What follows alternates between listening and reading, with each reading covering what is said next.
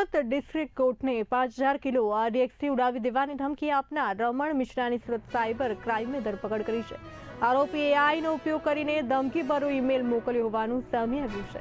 Cyber ક્રાઇમની તપાસમાં જાણવા મળ્યું કે આરોપી બિહારના દરભંગાનો રહેવાસી છે અને છેલ્લા કેટલાક વર્ષોથી સુરતના કતારગામ વિસ્તારમાં રહેતો હતો।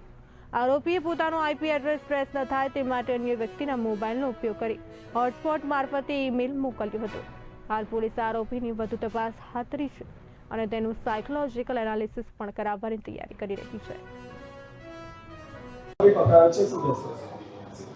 સુરત શહેર સાયબર ક્રાઇમ બ્રાન્ચને ખૂબ મોટી સફળતા મળી છે।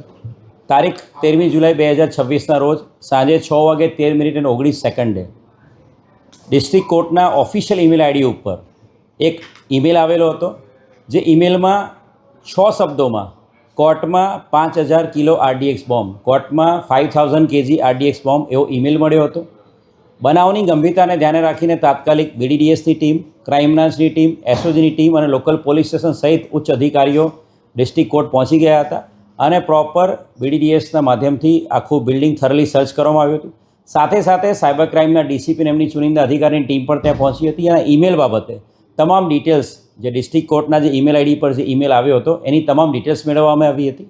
અને એ બાદ સાયબર ક્રાઇમના DCP Vishakha Jain, police inspector KP Gameti અને અમારી આખી ટીમ, સાયબર ક્રાઇમની ટીમ આ જે ઈમેલ આવેલો હતો એનું ટેકનિકલ એનાલિસિસમાં લાગેલી હતી અને સાથે સાથે બનાવ અનુસંધાને એક એફઆઈઆર સાયબર ક્રાઇમ પોલીસ સ્ટેશનની અંદર ભારતીય ન્યાય સંહિતાની કલમ 351 અને 353 સાથે સાથે સાયબર ટેરરિઝમની આઈટી એક્ટની કલમ 66F મુજબ ગુનો દાખલ કરવામાં આવ્યો હતો અને એની અંદર આ ટેકનિકલ એનાલિસિસ અને સાથે સાથે જે ટેકનિકલ એનાલિસિસના અંતે પોલીસે જે થરલી હ્યુમન ઇન્ટેલિજન્સ અને વોચમાં રહીને સાયબર ક્રાઇમની ટીમે એક આરોપી, આ બોમ્બ થ્રેટનો ઈમેલ કરનાર આરોપી રમણ રામબાબુ સતન મિશ્રા એને પકડવામાં સફળતા મળી છે।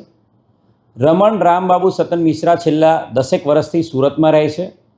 એ મુખ્ય બિહારનો વતની છે, બિહારના દરભંગા જિલ્લાનો વતની છે। રમણ છે એ મેરિડ છે, એની પત્ની અને એની 2 બાળકો એની સાથે